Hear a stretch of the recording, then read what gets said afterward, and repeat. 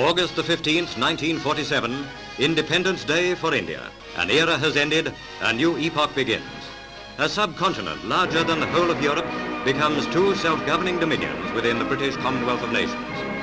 After less than a century under the British Crown, India's most crucial hour has struck. India may have attained independence in 1947 and adopted its constitution in 1950. However, the architecture of governance, law, public memory, and even national expression continued to reflect colonial priorities for decades thereafter. The deeper task of decolonization, freeing the Indian mind, state, and symbols from inherited subservience remain unfinished.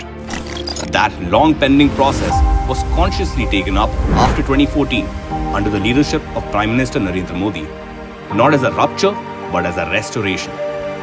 Let's dive into how the Modi government has gone about decolonizing both India and the Indian mind since 2014.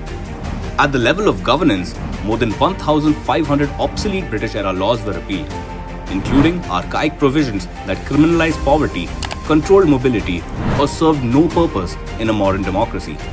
Self-attestation replaced affidavits, red beacon VIP culture was abolished, and colonial administrative relics such as the separate railway budget and outdated budget calendar were dismantled to reflect equality and efficiency. India's global voice changed tone and confidence when in 2014, the Prime Minister addressed the United Nations General Assembly in Hindi for the first time. Bharat के प्रधानमंत्री के रूप में मैं पहली बार आप सबको संबोधित करने का मेरे लिए अत्यंत सम्मान की बात है. Asserting that global leadership need not come through a colonial linguistic filter. National ceremonies were Indianized through indigenous music and traditions, replacing practices inherited from the British Raj. Public spaces and geography were consciously reclaimed. Rajpath became Kartavya Path. Aurangzeb Road was renamed after Dr. APJ Abdul Kalam. Allahabad returned to Prayagraj, Faizabad to Ayodhya, and colonial island names such as Ross, Neil, and Havelock became Netaji Subhash Chandra Bose Dweep, Shahid Dweep, and Swaraj Dweep. In 2024, Port Blair was renamed Sri Vijayapuram, and 21 islands were named after Paramveer Chakra awardees. The National War Memorial honored post-independence heroes of 1947, 1962, 1965, 1971, Kargil, and later conflicts. Soldiers previously absent from imperial memorials. In education, the National Education Policy enabled teaching in 22 Indian languages and mother tongues.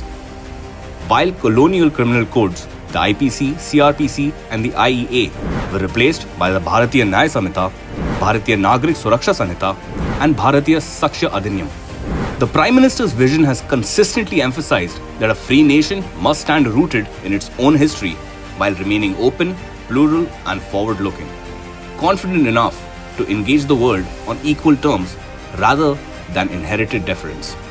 In this sense, decolonization since 2014 has not been about retreating into the past, but about walking into the future unburdened by colonial hesitation, allowing India to remember itself fully, govern in its own voice, and move ahead with quiet resolve, civilizational self-respect, and the assurance of a nation finally comfortable in its own skin. Jai Hind.